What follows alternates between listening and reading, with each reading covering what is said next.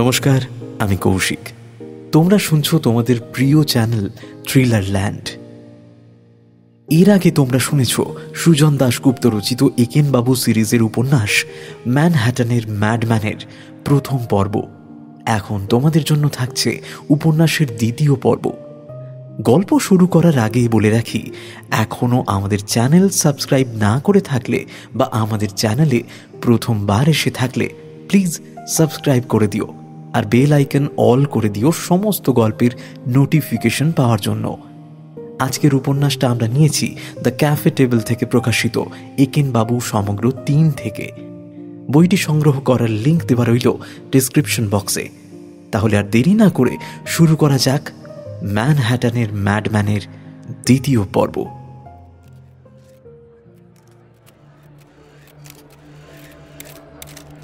সোমবার 16 মে 2011। আজ কলেজে একটা সেমিনার ছিল আর কয়েকজন স্টুডেন্টের সঙ্গে একটা মিটিং। কোনো মতে কফি খেয়েই কলেজে চলে এসেছি। খবরের কাগজটাও ভালো করে পড়তে পারিনি, তবে বব ক্যাসেলের মৃত্যুর খবরটা দেখেছি বেরিয়েছে। ছোট্ট করেই দিয়েছে, তবে নতুন কিছু তথ্য পেলাম।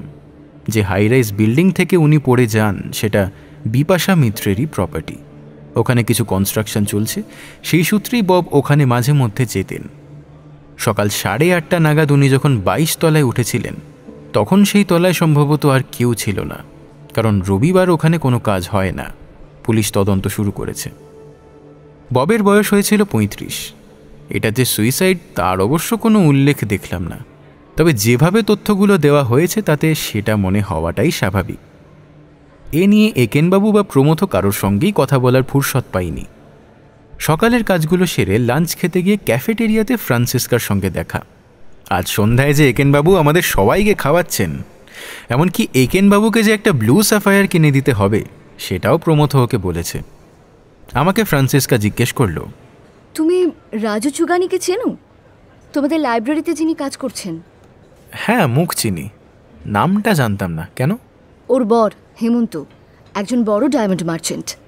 ইস্ট 45 স্ট্রিটে তার একটা দোকান আছে। রাজু আমাকে একবার নিয়েও গেছে ওখানেই ডিনারের আগে সবাই মিলে যাব।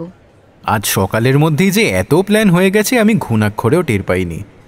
প্রমথ ফ্রান্সিসকাকে নিয়ে ডায়মন্ডের দোকানে গেছে, ব্যাপারটা কি? ব্যাটা নিশ্চয়ই ফ্রান্সিসকাকে এনগেজমেন্ট রিং দেওয়ার কথা ভাবছে। রাস্কেলটা একবারও আমাকে বলল না। Okay, should I expect some good news soon? Maybe.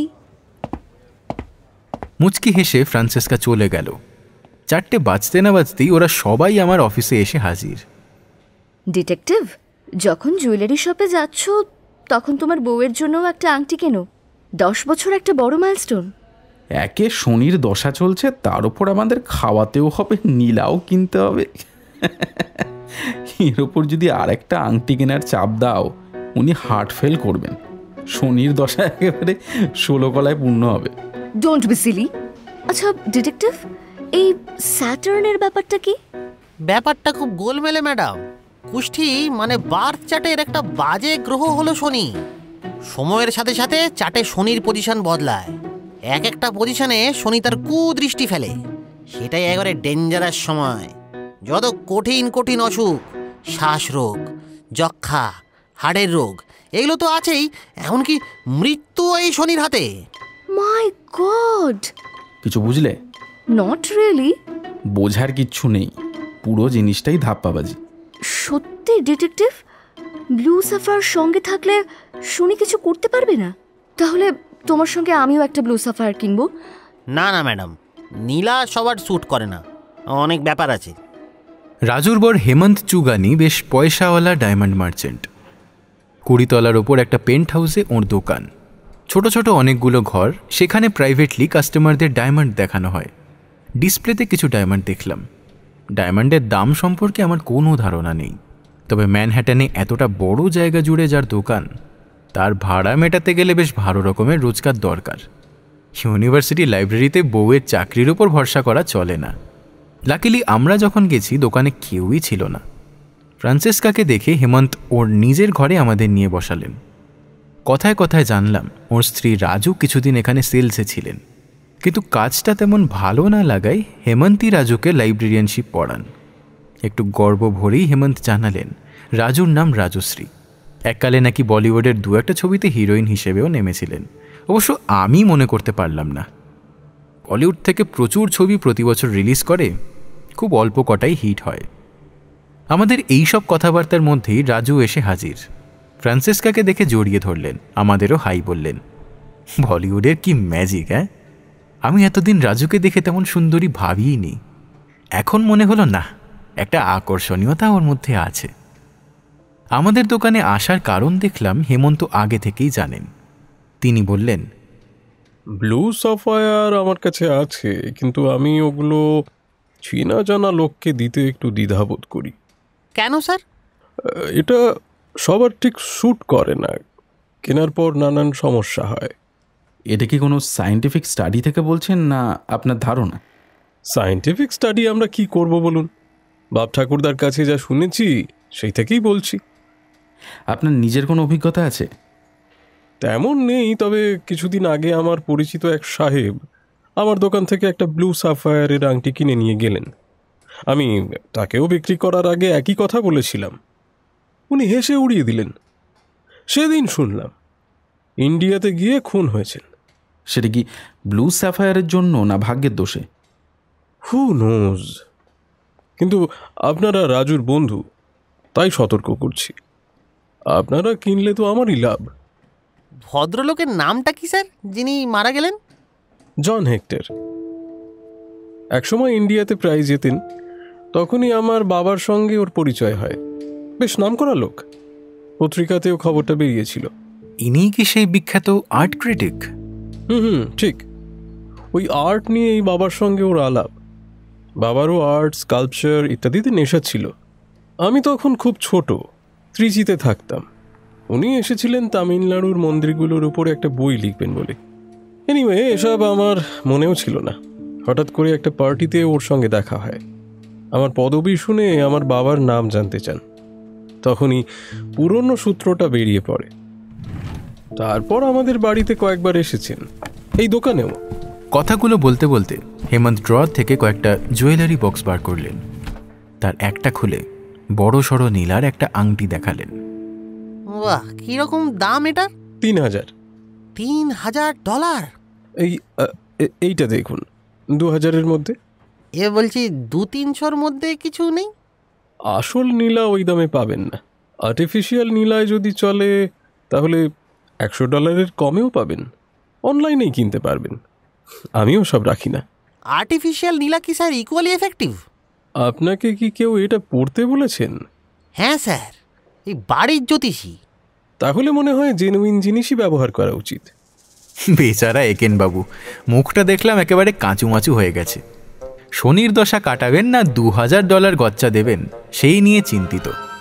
Pramatha একেনবাবুকে অনবরত বাক্যবাণে বিদ্ধ করলেও সত্যিকারের বিপদের সময় কিন্তু ঠিকই এগিয়ে আসে। আপনি শুধুই দুশ্চিন্তা করছেন। ন্যাচারাল নীলা আর আর্টিফিশিয়াল নীলার মধ্যে কেমিস্ট্রির কোনো তফাৎ নেই। দুটোই আসলে কার্বন। দুটোই তৈরি হয়েছে প্রবল চাপের ফলে। খনিতে পাওয়া যায় ন্যাচারাল নীলা, আর আর্টিফিশিয়াল নীলা বানানো হয় ফ্যাক্টরিতে, কার্বনকে কৃত্রিমভাবে চাপ দিয়ে। দুটোরই এফেক্ট একই হওয়া উচিত। এটা ভালো বলেছেন স্যার, একেবারে ফান্ডামেন্টাল প্রিন্সিপাল থেকে। হ্যাঁ, তাহলে তাই করি। আপনার অনেক সময় নষ্ট করলাম স্যার। আরে না না, আপনারা রাজুর বন্ধু, এটুকু সময় আপনাদের দিতে পারবো না?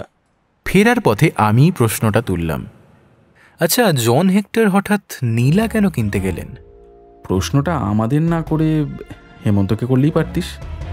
হেমন্ত উত্তরটা জানে সেটা কেন ভাবছিস? কারণ জানার তবু একটা সম্ভাবনা আছে, যেটা আমাদের একেবারেই নেই।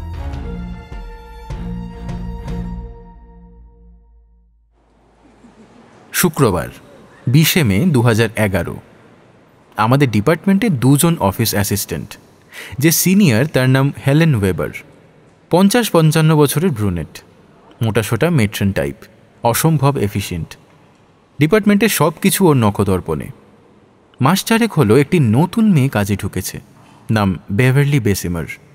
বেভারলি বা বেভের বয়স 23 কি 24, সোনালি চুল, নীল চোখ, সুন্দর ফিগার আর অ্যাট্রাকটিভ চেহারা। লো কাট টপ আর শর্ট স্কার্ট ছাড়া ওকে কখনো দেখিনি। আগে ম্যাথামেটিক্স ডিপার্টমেন্টে ছিল, সেখান থেকে বোধহয় তাড়িত হয়ে এখানে এসেছে। সবসময় দেখি চেয়ারে বসে নানা রকম খুটখাট করে নিজেকে আরও সুন্দরী করার চেষ্টা করছে।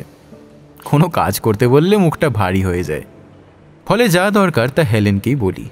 ওর মুখে শুনলাম যে বেভ নাকি ভীষণ পার্টি গার্ল টাইপের, হাজার হাজার ছেলেকে নাচায়।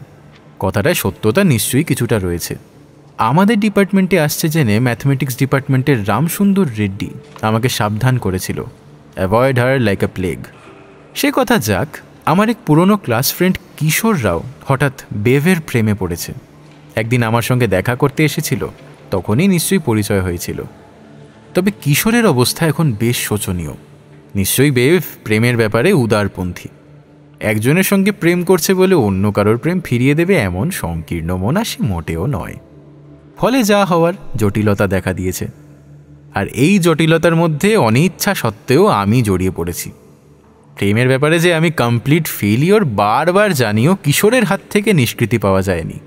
ওর ধারণা আমি খুব ধীর স্থির আর বিচক্ষণ লোক, নিরপেক্ষ দৃষ্টিতে সব কিছু যাচাই করতে পারি। তার উপর আমি বেভকে চিনি, তাই তার কথা বা হাবভাবের পেছনে সত্যিকারের যে সংকেত লুকিয়ে রয়েছে সেটা নাকি আমিই একমাত্র ধরতে পারবো।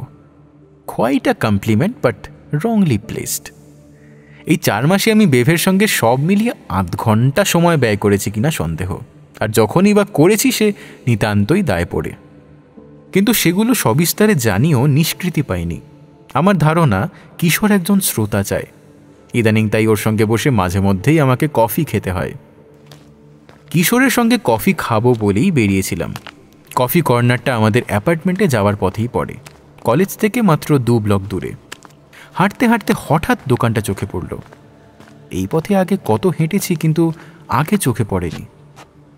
অবশ্য চোখে না পড়ারই মতো। ঢোকার মুখটা সরু, সাইনবোর্ডটাও সাদামাটা। ফিলাটেলিস্ট কর্নার এমনভাবে লেখা যে সেটা উদ্ধার করতে যে সময়টা লাগবে ম্যানহ্যাটেনের ব্যস্ত পথচারীদের তা নেই। আজকেও নজরে আমার পড়তো না যদি না সেখান থেকে এক ভদ্রলোক বেরিয়ে এসে আমার সামনে এসে দাঁড়াতেন।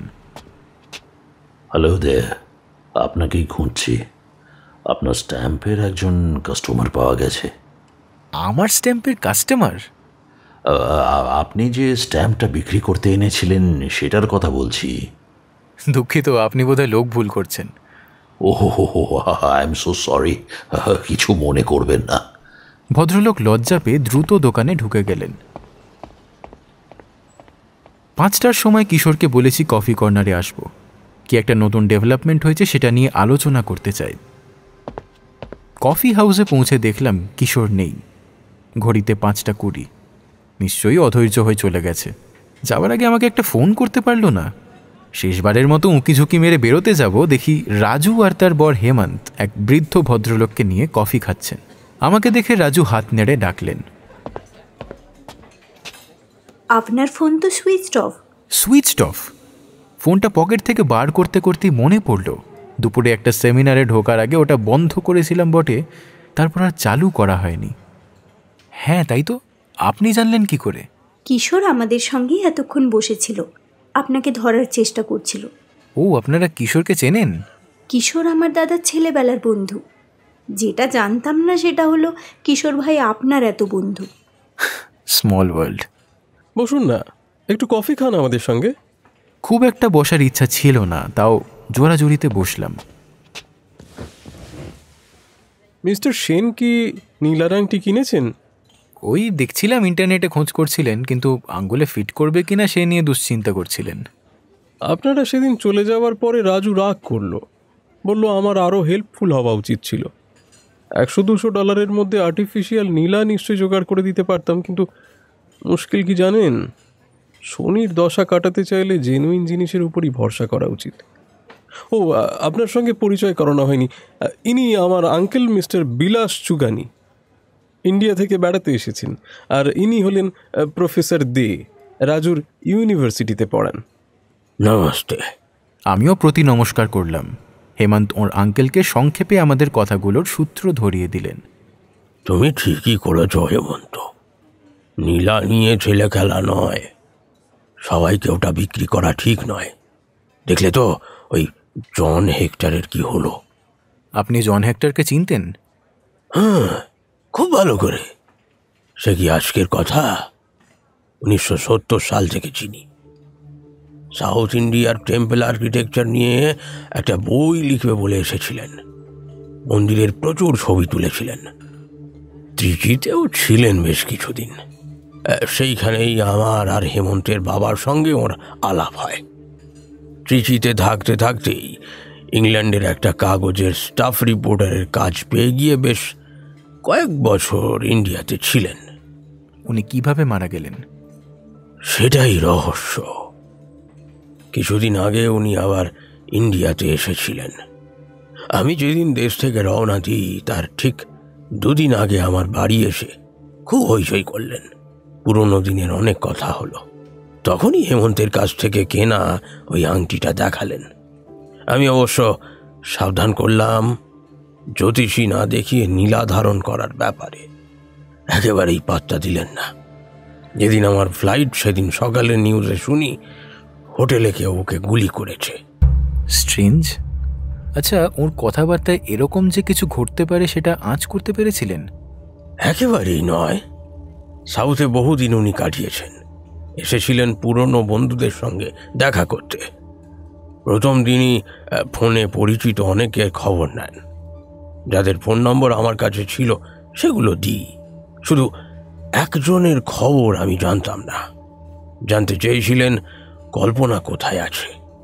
প্রথমে বুঝিনি কার কথা বলছেন। তারপর মনে পড়ল বহু বছর আগের ঘটনা। ত্রিচিতে একটা টেম্পল মার্ডার কেস যে কনভিক্টেড হয়েছিল তার কথাই নিশ্চয়ই হবে। কল্পনাকে আমি চিনতাম না, তবে ওর বাবাকে আমার বাবা চিনতেন। তিনি ছিলেন সেই মন্দিরের পুরোহিত। মাই গড, টেম্পলে এরকম মার্ডার হয়? আপনি সাউথ ইন্ডিয়ার মন্দিরগুলো দেখেছেন কিনা জানি না। সেখানে ভক্তদের দেওয়া সোনা দানা, হিরে জহরত যা থাকে তা যে কোনো ব্যাংকের ভোল্ট বা রাজা মহারাজার সিন্দুককে হার মানাতে পারে। চুরি ডাকাতির বড় টার্গেট। কিন্তু জন হেক্টর ওই মহিলার খোঁজ কেন করছিলেন? উনি ওকে চুরি ডাকাতি করার প্ল্যান করছিলেন নাকি? নিশ্চয়ই ওই নীলা ধারণের ফল। তুমি ইয়াং ম্যান, তার উপর বাঙালি। তুমি বা তোমরা হয়তো ভাবো এগুলো কুসংস্কার, কিন্তু ট্রাস্ট মি, নীলা সবার শ্যুট করে না। এটা নিয়ে ছেলে খেলা করা উচিত নয়। এর effect could be dangerous. You may be right. কিন্তু একটা জিনিস এখনো স্ট্রেঞ্জ লাগছে। মিস্টার হেক্টর হঠাৎ ওই মহিলার প্রসঙ্গ কেন তুললেন? আচ্ছা, ওরা কি বন্ধু ছিলেন? তা বলতে পারবো না। পরিচয় নিশ্চয়ই থাকতে পারে। মন্দির নিয়ে যখন বই লিখেছিলেন। আমি কিন্তু জানতাম জন হেক্টর কল্পনার খোঁজ করবেন। উনি ক্রিমিনালদের নিয়ে ফলো আপ স্টোরি লিখেছিলেন। অপরাধ করে দোষী ধরা পড়লে তার শাস্তি না হওয়া পর্যন্ত খুব হইচই হয়।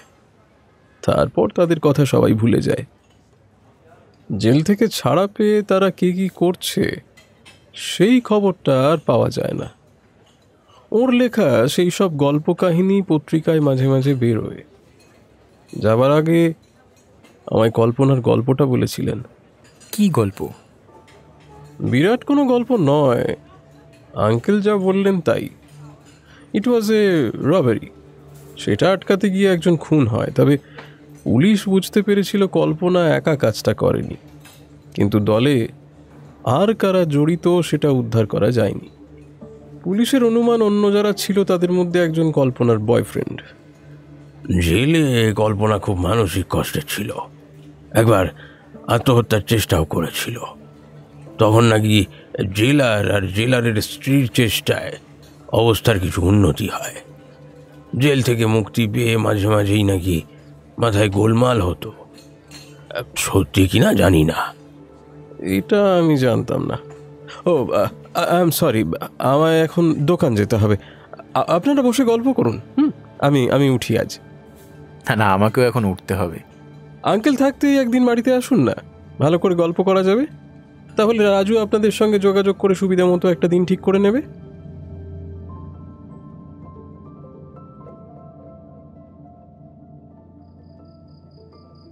বাড়ি পৌঁছে দেখি একেনবাবু একেবারে ধ্যানস্থ হয়ে বসে আছেন। কি ব্যাপার একেনবাবু?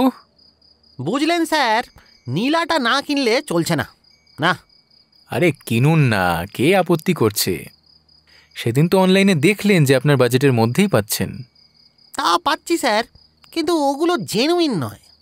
কিছু উপকার তো ডেফিনেটলি হবে, আর যদি কোনো কারণে স্যুট না করে তাহলে বড়সড় ক্ষতি অন্তত হবে। দুশ্চিন্তা না করে প্রমথর উপদেশ মতো আর্টিফিশিয়াল নীলাই কিনে ফেলুন। বুঝলাম না স্যার। আরে সেদিন শুনলেন না জেনুইন নীলা ধারণে জন হেক্টরের ট্র্যাজেডি? আজ তো আরও ভালো করে শুনলাম। আমি চুগানিদের সঙ্গে যা কথাবার্তা হয়েছে সেগুলো বললাম। সাধারণত একেনবাবু আর প্রমথকে একসঙ্গে কিছু বলা সহজ ব্যাপার নয়। প্রমথ শুনতে চায় সামারি, আর একেনবাবু চান পুঙ্খানুপুঙ্খ ডিটেল।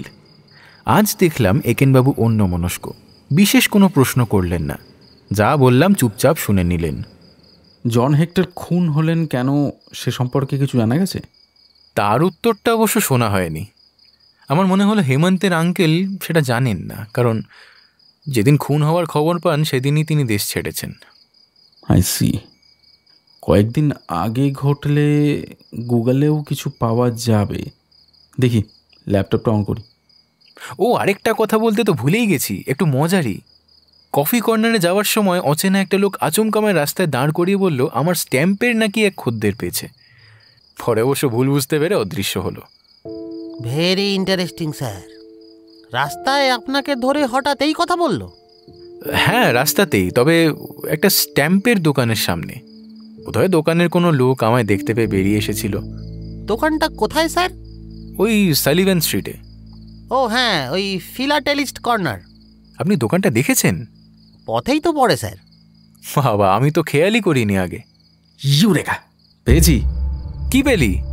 কি করে নিউজটা মিস করেছিলাম জানি না।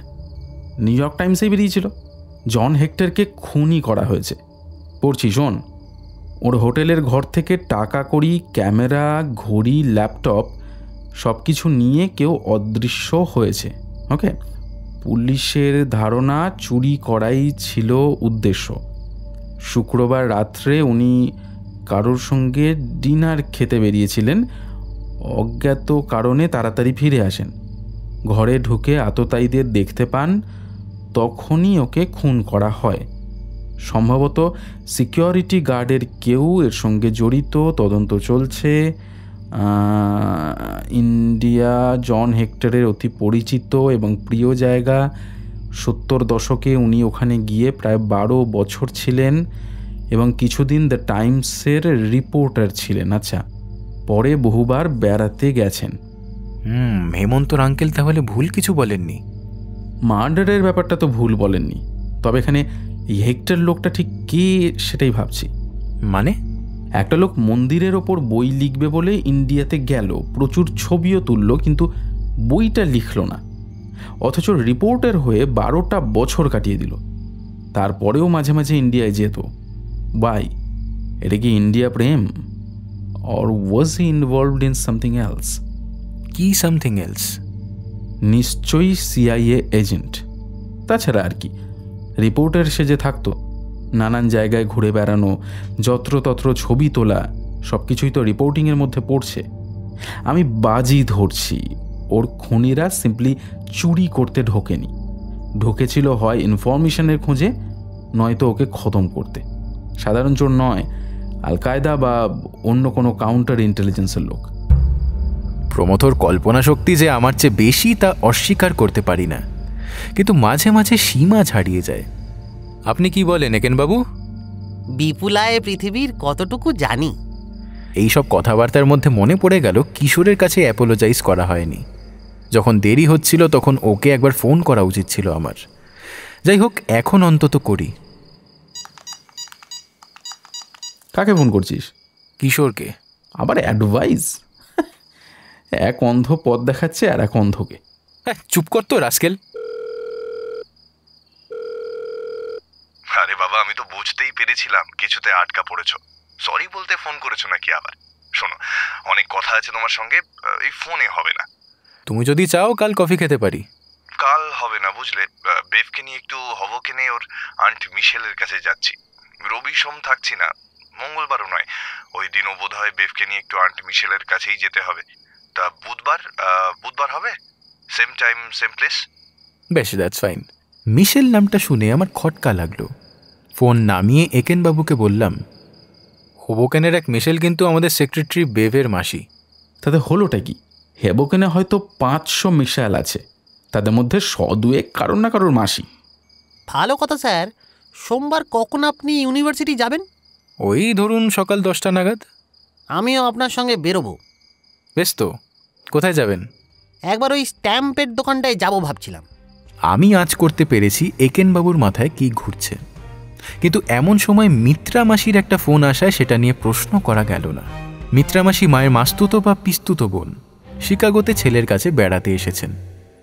মাঝে মাঝেই আমাকে ফোন করেন আর পাক্কা 1 থেকে 2 ঘন্টা আমার সময় নষ্ট করে তারপর ফোন ছাড়েন। কথা শেষ হতে হতে দেখলাম একেনবাবু কোথায় যেন অদৃশ্য হয়েছেন।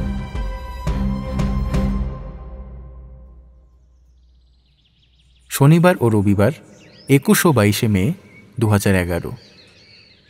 আমি দেখেছি মাথায় যদি কোনো প্রশ্ন জাগে, যতক্ষণ সেটার উত্তর না মেলে মনটা ছটফট করতে থাকে। খুবই অকিঞ্চিতকর প্রশ্ন, বেভের আন্টি অশোক দুবের সেই মিশেল কিনা।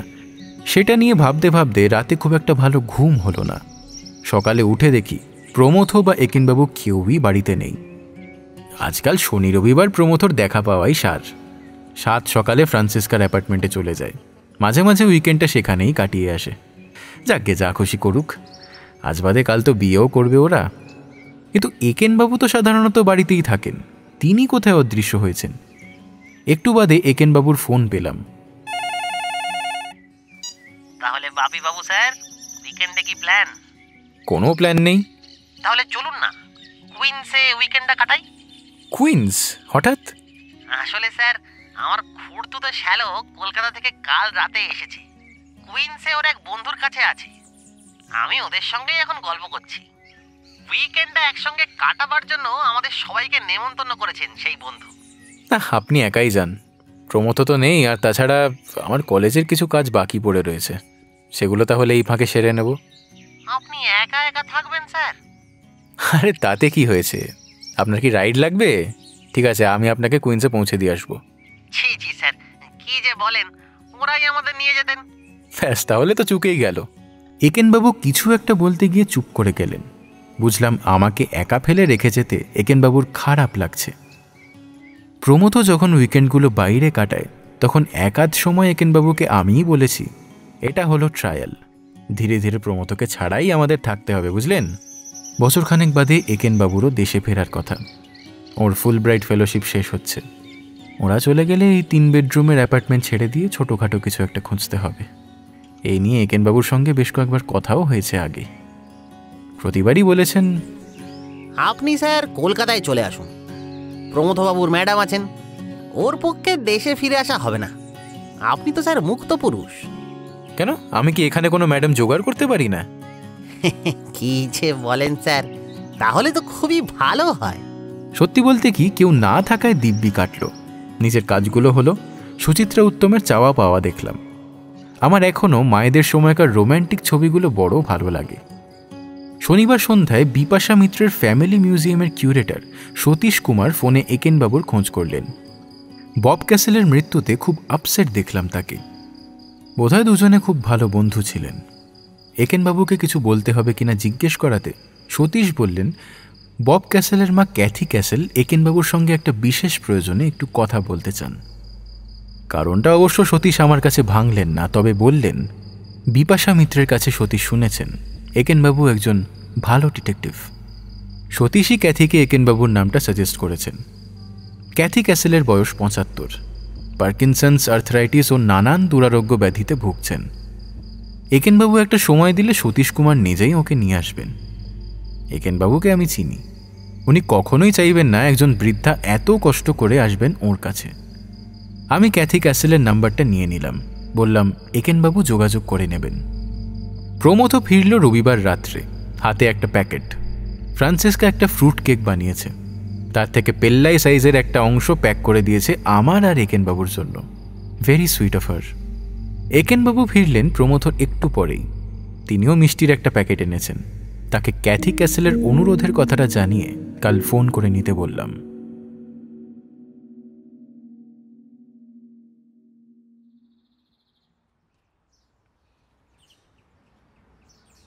সোমবার 23শে মে 2011।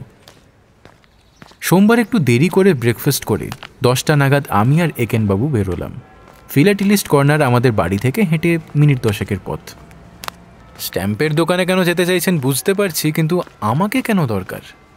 আপনাকে স্যার একটু অভিনয় করতে হতে পারে। হ্যাঁ, অভিনয়? না না, তেমন কিছু নয় sir.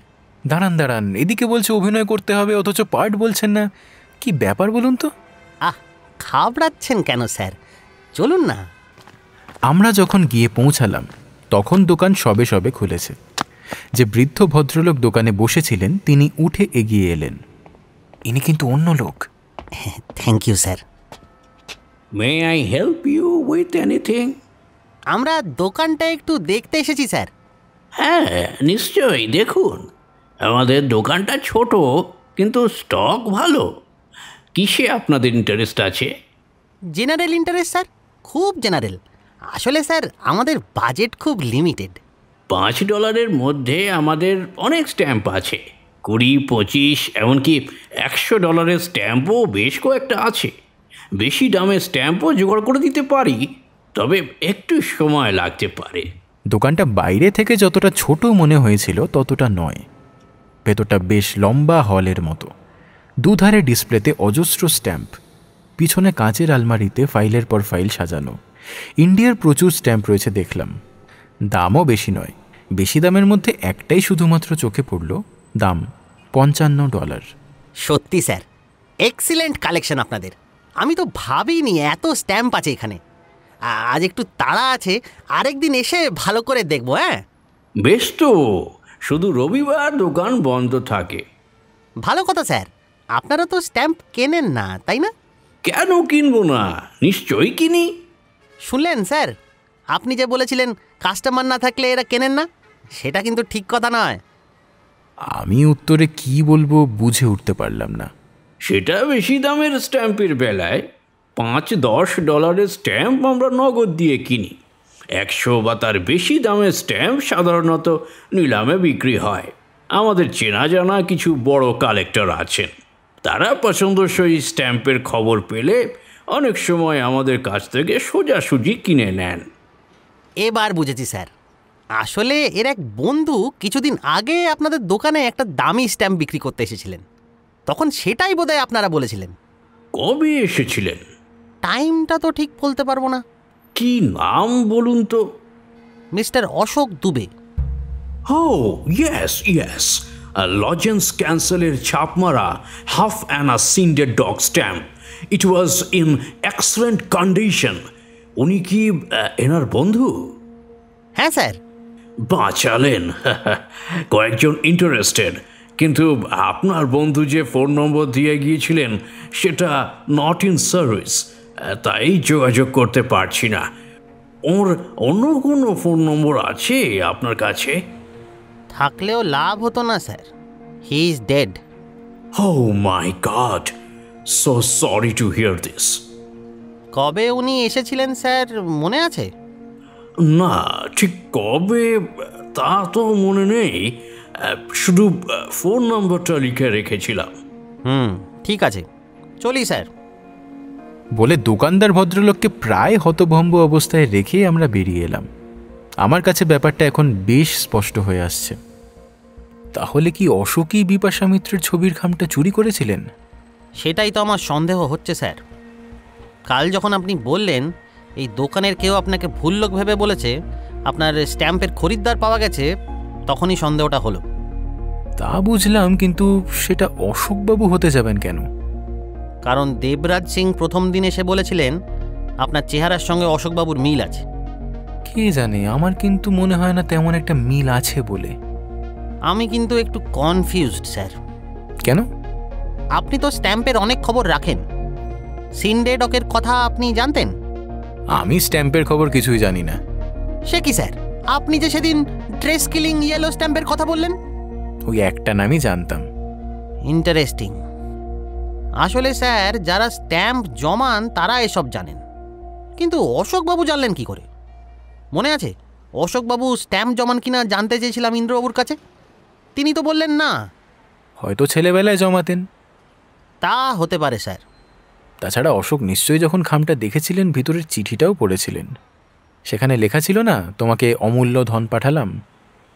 You have a very good point sir. আমার কি মনে হয় জানেন, অশোক যখন বিপাশা মিত্রের পার্টিটা অ্যারেঞ্জ করছিলেন তখন নিশ্চয়ই বার কয়েক ওর অ্যাপার্টমেন্টেও ঢুকেছিলেন। বিপাশা মিত্র হয়তো একসময় ভিতরে ছিলেন না বা কিছু, তখনই অশোক খামটা পায়। ও ক্রিমিনাল নয়, তবে বড়লোকদের টাকা নিয়ে গরিবদের কাজে লাগানোর মধ্যে বোধহয় কোনো অপরাধ দেখেনি। খুবই সম্ভব স্যার, কিন্তু অশোকবাবুকে খুন করল কে? সেটাই বার করতে হবে। ইনফ্যাক্ট সেটা বার করলে আপনার দুটো কেসই সলভড হয়ে যাবে। আপনার কি মনে হয় স্যার, খুনি ওই স্ট্যাম্পের লোভেই অশোকবাবুকে খুন করেছে? তাই তো মনে হয়। অশোকের মানি ব্যাগ, ক্রেডিট কার্ড কিছুই তো চুরি যায়নি। চুরি গেছে একটা খাম, যার খবর কারোরই প্রায় জানার কথা নয়, খুনি ছাড়া। Very interesting sir. তার মানে খুনিকে অশোকবাবু স্ট্যাম্পের কথা বলেছিলেন? নিশ্চয়ই বলেছিলেন। একজনকে তো ডেফিনেটলি বলেইছিলেন। কাকে স্যার? কাকে আবার? ফিলাটেলিস্ট কর্নারের ওই দোকানদারকে। ও হ্যাঁ, ঠিক কথা। বন্ধু ইন্দ্রবাবুকে কি বলেছিলেন? ইন্দ্র তো অস্বীকার করলেন যে কোনো স্ট্যাম্প বা চিঠি দেখেছেন বলে। তাছাড়া ওর অ্যালিবাই রয়েছে, বন্ধুদের সঙ্গে তাস খেলছিলেন। ট্রু স্যার, তবে কিনা এই অ্যালিবাই আর থাকে না যদি ওরা সবাই এই মার্ডারের সঙ্গে যুক্ত থাকেন। এই দোকানদারকে দেখে আপনার কি মনে হলো? মনে হয় ভদ্রলোক ইনোসেন্ট, বুঝলেন তো। নইলে আমাদের এই স্ট্যাম্পের কথাটা কিন্তু বলতেন না, চেপে যেতেন। একটা প্রশ্ন করা হলো না স্যার, অশোকবাবু যখন স্ট্যাম্পটা এনেছিলেন তখন দোকানে আর কেউ ছিলেন কিনা? খুনি হয়তো একজন স্ট্যাম্প কালেক্টর স্যার। অশোকবাবু যখন স্ট্যাম্পটা দেখাচ্ছেন তখন নিশ্চয়ই খুনি সেটা দেখেছিলেন। সেক্ষেত্রে খুনিকে ধরা সহজ ব্যাপার হবে না। বলতে বলতে একেনবাবু হঠাৎ একটু অন্যমনস্ক হয়ে গেলেন। ইতিমধ্যে আমরা ইউনিভার্সিটির দোরগোড়ায় পৌঁছে গেছি। আপনি যান স্যার, আমি একটা কাজ সেরে আসি। কি কাজ? কোথায় চললেন? কিছু না জানিয়েই অদৃশ্য হলেন। টিপিক্যাল একেনবাবু। কলেজে আমার ঘরে ঢোকার মুখে যে অফিস রয়েছে সেখানেই বেভ বসে। সাধারণত আমি চট করে হাই বলেই ঘরে ঢুকি। বেভের ডেস্কের সামনে এসে দাঁড়ালাম। টেবিলের ওপর হাতটা রেখে বললাম, হাই। Hello, yes. একটা পার্সোনাল কোয়েশ্চেন করতে পারি? পারো, তবে আমার সেক্স লাইফ নিয়ে কোনো কোয়েশ্চেন নয়, অন্তত আরেকটু পরিচয় না হওয়া পর্যন্ত। নো ওয়ান্ডার রামসুন্দর রেড্ডি কেন সতর্ক করছিল। লাল হচ্ছি দেখে সে আলতো করে আমার হাতটা ছুঁলো। Just kidding. কি কোয়েশ্চেন বলো? কিশোরের কাছে শুনেছি তোমার আন্ট মিশেল হোবোকেনে থাকেন। উনি কি কোনো স্যুপ কিচেনের সঙ্গে যুক্ত? ইয়েস। তুমি আন্ট মিশেলকে চেনো? আমি ওর কাছেই বড় হয়েছি, উনি আমার মায়ের মতো। Yes, I know of her. আমার একজন পরিচিত ওকে চিনতেন, মিস্টার অশোক দুবে। মাই গড, সেই ইন্ডিয়ান ম্যানেজার। আন্ট মিশেল এত আপসেট হয়েছে ওর মৃত্যুর খবরে, কিছুতেই ভাবতে পারছে না এরকম একজন চমৎকার ইয়াং ম্যানকে খুন করলো কে। হোপফুলি সেটা খুব তাড়াতাড়ি জানা যাবে। আমার পরিচিত একজন ভালো প্রাইভেট ইনভেস্টিগেটর অশোকের মৃত্যুর তদন্ত করছেন। খুব ভালো কথা। আন্ট মিশেল শুনলে খুশি হবে। হোবোকেনের পুলিশের ওপর একেবারেই ভরসা নেই। আচ্ছা, ওর সঙ্গে না আমাদের হয়তো একবার কথা বলার দরকার হতে পারে। উনি কি রাজি হবেন? কেন হবে না? আমাকে আগে থাকতে জানিও, আমি বলে রাখবো। আর কিছু? না, আপাতত আর কিছু নয়, থ্যাঙ্কস। তাহলে কি পড়ে? চোখে আবার সেই দুষ্টুমির ঝিলিক। আমি একটু হেসে আমার ঘরের দিকে পা বাড়াতে যাচ্ছি, বেভের গলার স্বর হঠাৎ নিচু হয়ে গেল। Thank you for your stopping by and saying hello to me. কিছু কিছু মেয়ে আছে যারা ছেলেদের একটু খেলাতে ভালোবাসে, wants to play with men, but মনের ভেতরটা স্ফটিকের মতো স্বচ্ছ। কে জানে, বেভ হয়তো সেরকমই। বিকেলে বাড়ি ফিরে দেখলাম একেনবাবু আর প্রমথ ইন্টারনেটে কি যেন দেখছে। কাঁধের ব্যাগটা নামাতে নামাতে জিজ্ঞেস করলাম, কিরে কি দেখছিস? সিন্ধ ডাকের দাম। নামটা তো সিন্ডে ডক রে, মানে ফিলাটেলিস্ট কর্নারে তো ওই নামটাই শুনেছি। জায়গাটার নাম সিন্ধ, শিন্ডে নয়। আর পোস্টাল সার্ভিসকে বলা হয় ডাক, ডক নয়। তোকে তো সাহেবরা ব্যাপি ডে বলে ডাকে, তোর নাম কি ব্যাপি ডে? প্রমথর সঙ্গে তর্ক করার কোনো অর্থ হয় না। সংসারে দু ধরনের লোক আছে, একদল যারা ভাবে তারা জানে, আরেক দল যারা জানে তারা জানে। প্রমথ হলো দ্বিতীয় দলের লোক। তা কি আবিষ্কার করলি? স্ট্যাম্পটা তেমন দামি নয়, ছাপ মারা স্ট্যাম্প হলে বড় জোর $8-9,000। ছাপ মারাই তো বলছিল, তাই না? হ্যাঁ, ওই লজেন্স ক্যান্সেল বা ওই জাতীয় কিছু একটা। ওই হলো, মানে পোস্ট অফিসে ক্যান্সেল হওয়া স্ট্যাম্প, মিন্ট কন্ডিশন নয়। সেটা হলে আরও বেশি হতো। কিন্তু $8-9,000 কি কম হলো নাকি? ও, তার মানে তুই ওই টাকার জন্য একটা লোককে খুন করতিস? আরে আমার প্রশ্ন উঠছে কেন? আমি কোটি টাকা পেলেও কাউকে খুন করব না। অদ্ভুত। যাই বলুন স্যার, আমি কিন্তু কনফিউজড। ক্যাপ্টেন স্টুয়ার্টের সঙ্গে এই নিয়ে একটু কথা হচ্ছিল। ওর কাছ থেকে খবর পেলাম হোবোকেনের কাছে গোটা 6 স্ট্যাম্প ডিলার আছে, নিউ হেরিটেজ হোটেলের কাছাকাছিও আছে অনেকগুলো। তাদের কাছে না গিয়ে এত দূরে অশোকবাবু এলেন কেন? হয়তো এইদিকে কারোর সঙ্গে দেখা করতে এসেছিলেন। পসিবল স্যার, কিন্তু প্রবাবল নয়।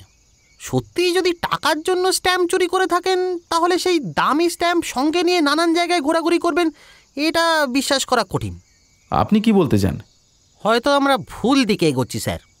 যিনি স্ট্যাম্প বিক্রি করতে এসেছিলেন তিনি অন্য লোক। এই স্ট্যাম্পের সঙ্গে অশোকবাবুর কোনো সম্পর্কই নেই। তাহলে দোকানদার অশোকের নাম করলো কেন? I have no clue sir, I am totally confused. তার মানে আপনি ব্যাক টু স্কোয়ার ওয়ান, যে তিমিরে ছিলেন সেই তিমিরেই আছেন। তাই তো দাঁড়াচ্ছে স্যার। তাহলে এখন কি করবেন? দেখি স্যার, ক্যাপ্টেন স্টুয়ার্টের কাছ থেকে যদি কোনো খবর পাই। উনি খোঁজ নিচ্ছেন নিউ ইয়র্কের স্ট্যাম্প ডিলারদের কেউ 15 দিনের মধ্যে এই সিন্ধ ডাক স্ট্যাম্প কেনাবেচা করেছে কিনা। যদি করে থাকে? বেচা কেনার ব্যাপারটা 13 তারিখের আগে হলে তিনি অশোক, পরে হলে অশোকের খুনি। তার মানেটা কি দাঁড়ালো?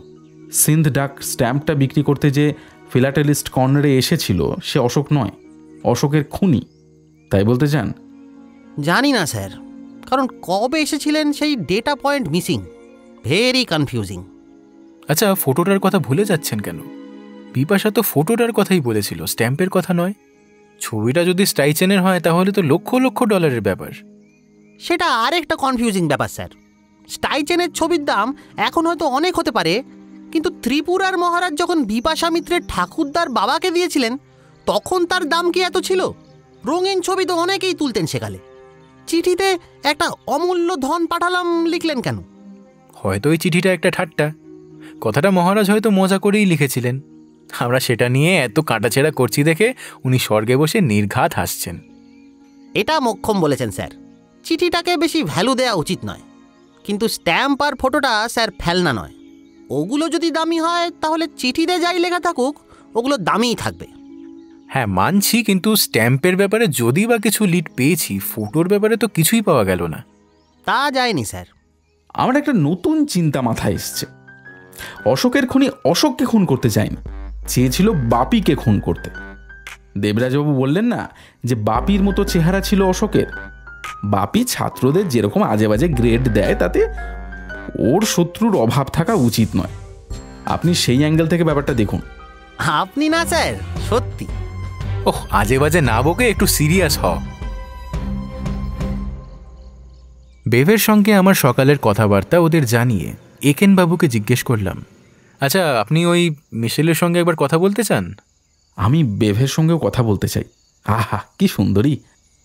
চ্যাংড়ামি করিস না তো। কি একেন বাবু, বেভকে বলবো?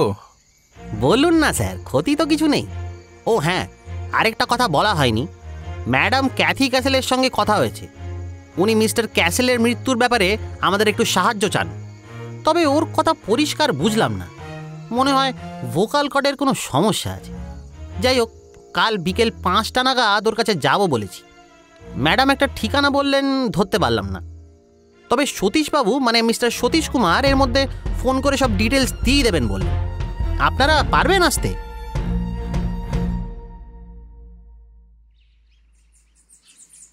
মঙ্গলবার 24শে মে 2011। ঘুম থেকে উঠে দেখি একেনবাবু কোথাও একটা বেরিয়েছেন। কিরে একেনবাবু কই? আমি কি একেনবাবুর গার্জেন? কোথায় যাচ্ছেন না যাচ্ছেন তার খবর রাখবো? কি ব্যাপার? হ্যাঁ, সাত সকালে মেজাজটা এত গরম কেন তোর? দেখবি আয়। প্রমথ আমায় টেনে নিয়ে কিচেনে গেল। দেখেছিস? কিসের কথা বলছিস? চিনির কোটোটা দেখ। ঠিকই তো আছে। আরে চামচটা তোল।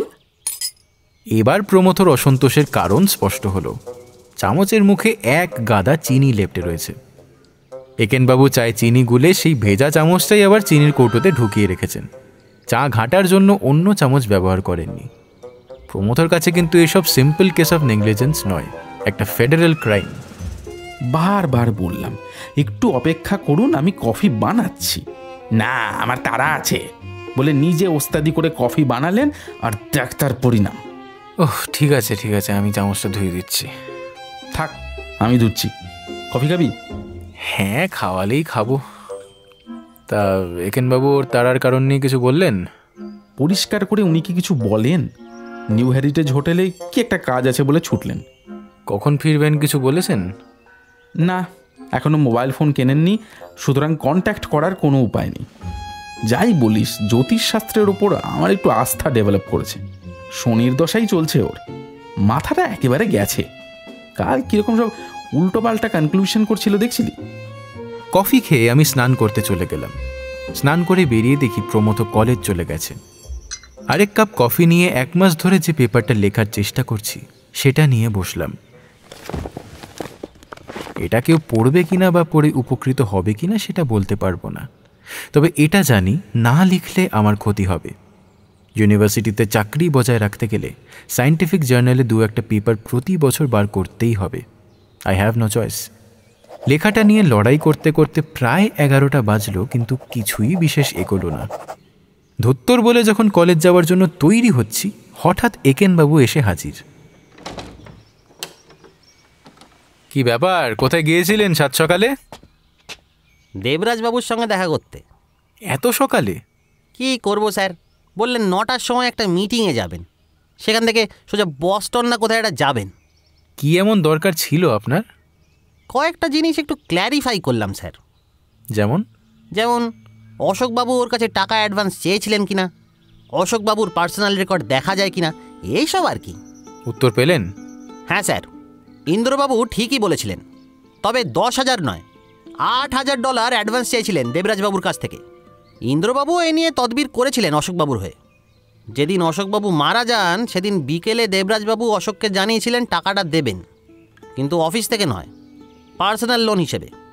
অফিস থেকে এইভাবে অ্যাডভান্স দিলে অনেকেই অ্যাডভান্স চেয়ে বসবে, একজনকে দিলে তো অন্যজনকে না বলা যাবে না।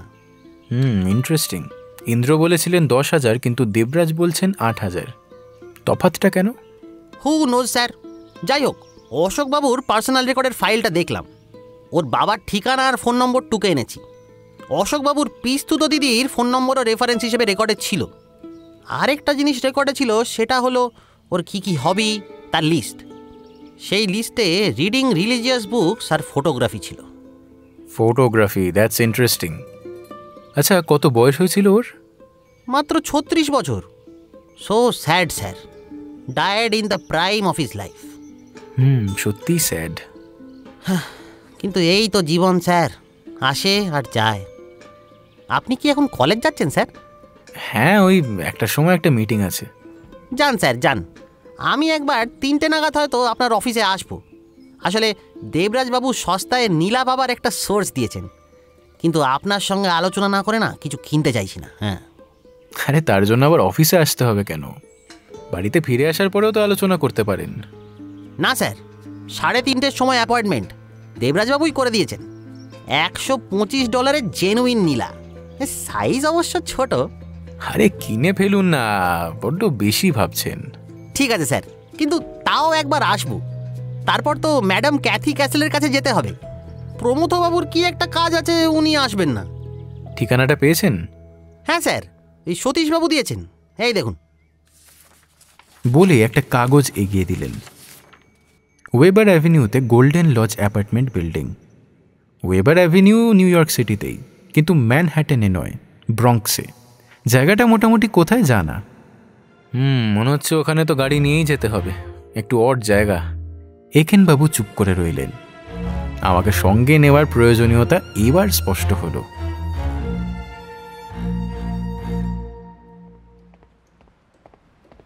অফিসে ঘরে ঢুকে দেখি রামসুন্দর রেড্ডি আমার ঘরে বসে আছে। আরে তুমি, কি খবর?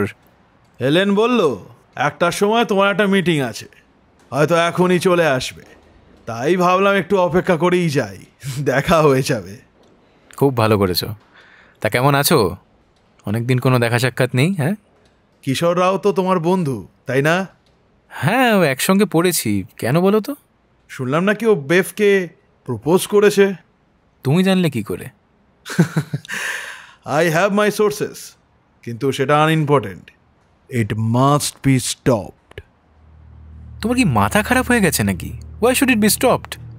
একজন প্রেম করে যদি কাউকে বিয়ে করতে চায়, তাতে আমরা বাধা দেবার কে? আর দিলেও বা সে শুনবে কেন?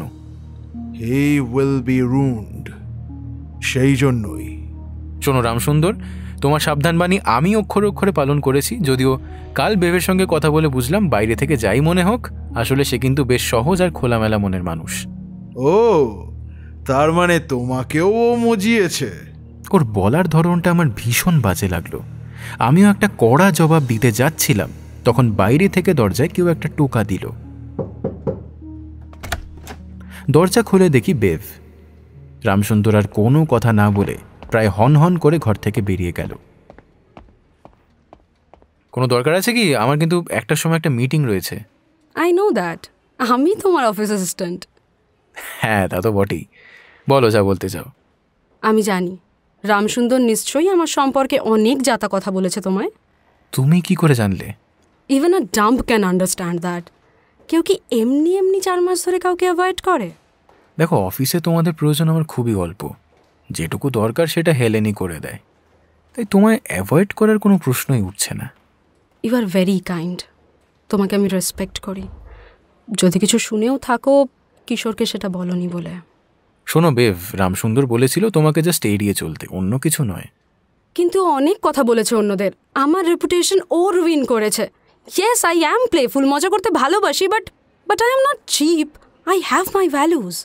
আমার মিটিং শুরু হতে আর মাত্র 5 মিনিট বাকি, তাও একবার জিজ্ঞেস করলাম, তোমার উপর ওর এত রাগ কেন? Because I refuse to sleep with him. ওর ধারণা আমরা সব সাদা মেয়েরা স্লাটস।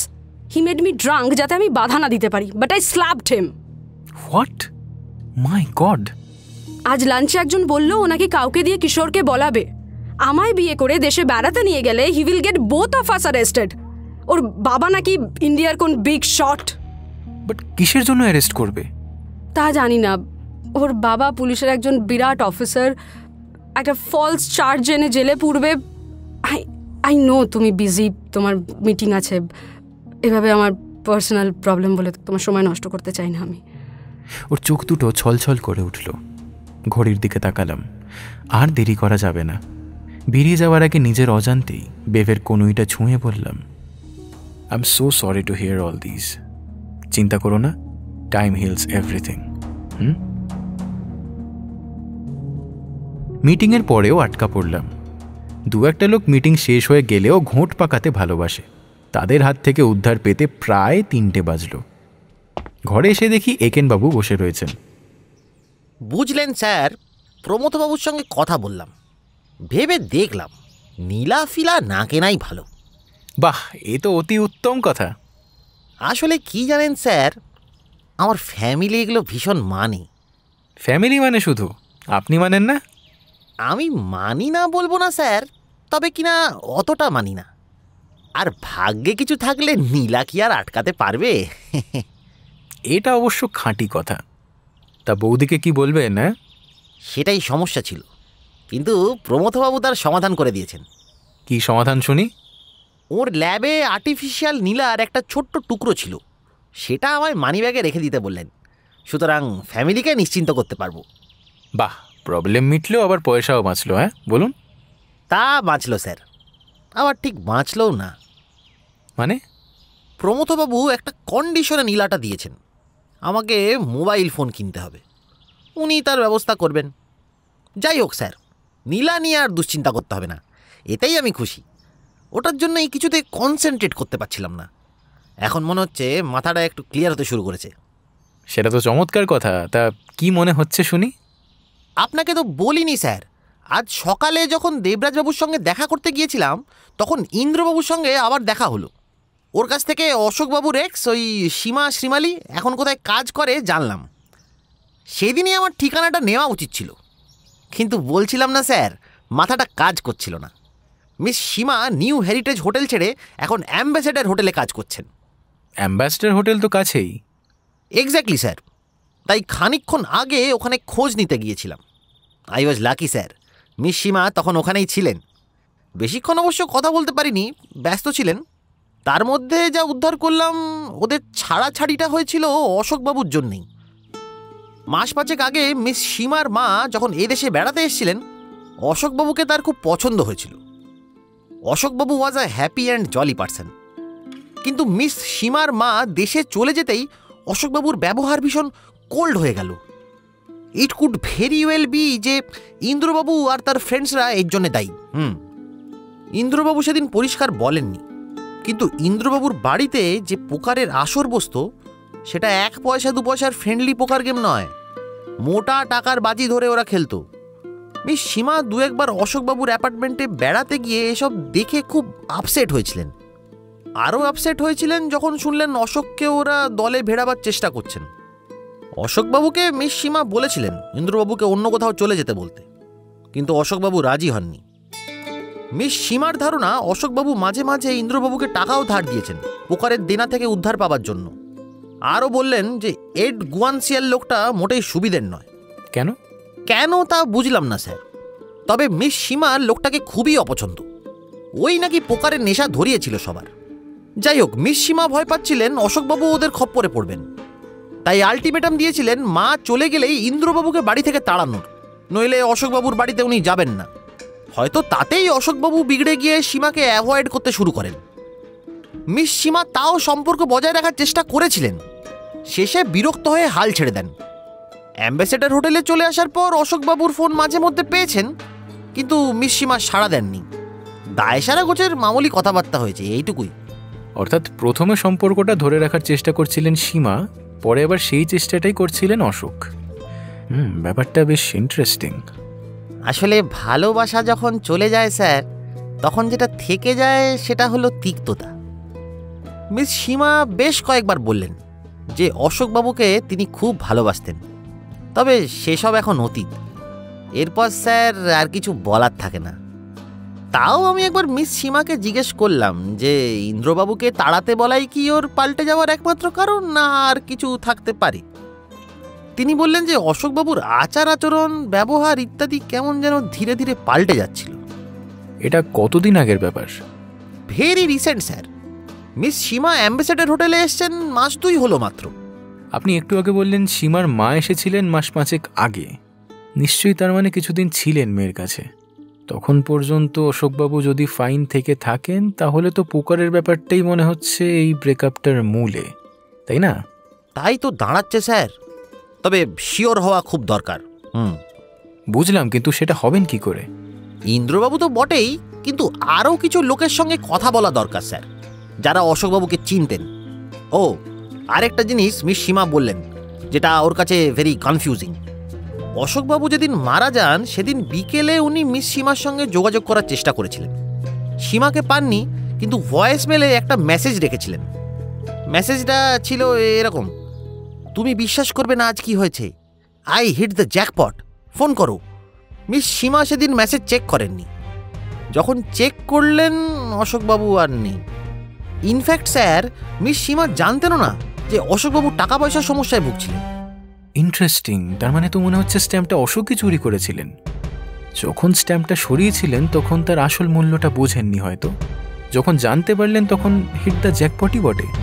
সেটাই তো মনে হচ্ছে স্যার, অন্য কোনো এক্সপ্লেনেশন যদি না থাকে।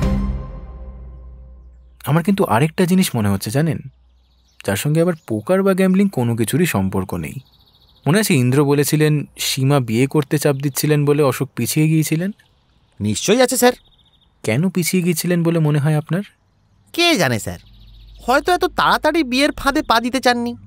ফিজিক্যাল কি কোনো প্রবলেম থাকতে পারে, যেমন ইম্পোটেন্সি? বিচিত্র কিছু নয় স্যার। অন্য কারণও থাকতে পারে। The problem could very well be sexual orientation. সম্ভবত ইন্দ্র আর অশোক শুধু বন্ধু ছিল না, হয়তো ওদের সম্পর্ক আরও অনেক প্রাইভেট। সুতরাং ইন্দ্রকে তাড়ানো বা সীমাকে বিয়ে করা দুটোই আউট অফ কোয়েশ্চেন। কিন্তু এটা সীমাকে কিভাবে ও জানাবে সেটাই হয়তো বুঝতে পারছিল না। You have a point sir, very good point. তবে প্রমাণ নেই। অশোকবাবু সম্পর্কে আরও জানতে হবে।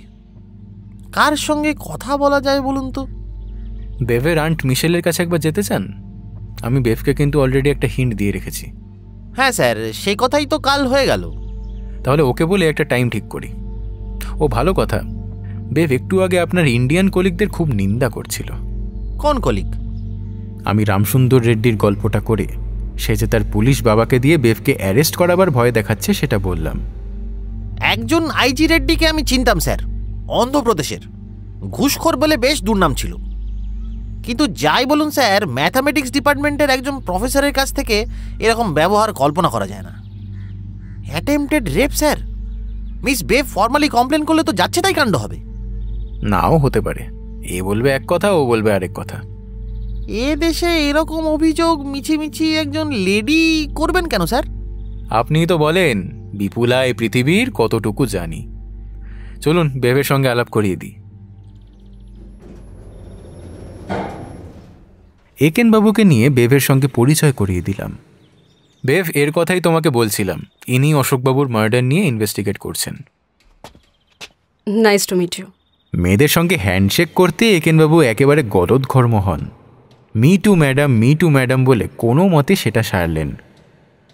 বেভ, তুমি তো আজ তোমার আন্টের কাছে যাচ্ছ, কিশোর আমায় বলল। তো ওকে একবার জিজ্ঞেস করে নেবে, হ্যাঁ, যদি আমরা ওকে অশোক দুবে সম্পর্কে কিছু প্রশ্ন করি ওর আপত্তি আছে কিনা। আমার সঙ্গে একটু আগেই আন্ট মিশেলের কথা হয়েছে। তোমরা কবে যাবে বলো? কাল বিকেলে তো হবে না, পরশু বিকেল বা সন্ধ্যা হলে কেমন হয়? আপনি পরশু ফ্রি একেনবাবু? আমি তো ফ্রি, কিন্তু প্রমথবাবু যদি না পারেন। প্রমথকে আমি ম্যানেজ করে নেব। তাহলে ওই পরশু 5টা নাগাদ, যদি সেটা ওর পক্ষে কনভিনিয়েন্ট হয়। বেশ, আমি পরশুর কথাই বলবো। বেভকে ধন্যবাদ জানিয়ে একেন বাবুকে বললাম, এখন চলুন ক্যাথি ক্যাসেলের কাছে যাওয়া যাক। আর দেরি করলে কিন্তু সময় মতো পৌঁছাতে পারবো না।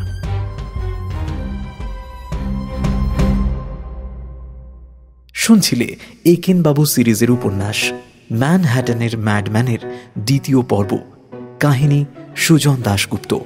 একেন বাবুর চরিত্রে বাঁকুড়া মিমস শর্টস থেকে উন্মেষ গাঙ্গুলি, বাপির চরিত্রে অনুভব, প্রমথর চরিত্রে রণদীপ, ফ্রান্সিসকার চরিত্রে অধ্যায়, হেমন্ত ও বিলাস যুগানির চরিত্রে কৌশিক, কিশোরের চরিত্রে শঙ্খ, বেভারলির চরিত্রে রিয়া ও অন্যান্য চরিত্রে পার্থ, কুন্তল, ইন্দ্রনীল, স্মিতা ও ঋদ্ধি। শব্দগ্রহণ রণজয়, আবহ সৃষ্টি ম্যাক্স, নির্দেশনা অনুভব ও স্মিতা, নাট্যরূপ নীল ও অনুভব, বিশেষ সহযোগিতা লিও, পোস্টার ঋদ্ধিরাজ, একেনবাবু থিম সৌরভ। বিশেষ ধন্যবাদ সমিতা দাশগুপ্তকে এই প্রকল্পে আমাদের পাশে থাকার জন্য। তাহলে কেমন লাগলো থ্রিলার ল্যান্ডের আজকের পরিবেশনা জানাতে ভুলো না কমেন্ট বক্সে। যদি ভালো লেগে থাকে তাহলে অবশ্যই ভিডিওটায় একটা লাইক করে দিও, শেয়ার করে দিও আর সাবস্ক্রাইব অবশ্যই করে দিও। শীঘ্রই আসছে উপন্যাসের 3য় পর্ব।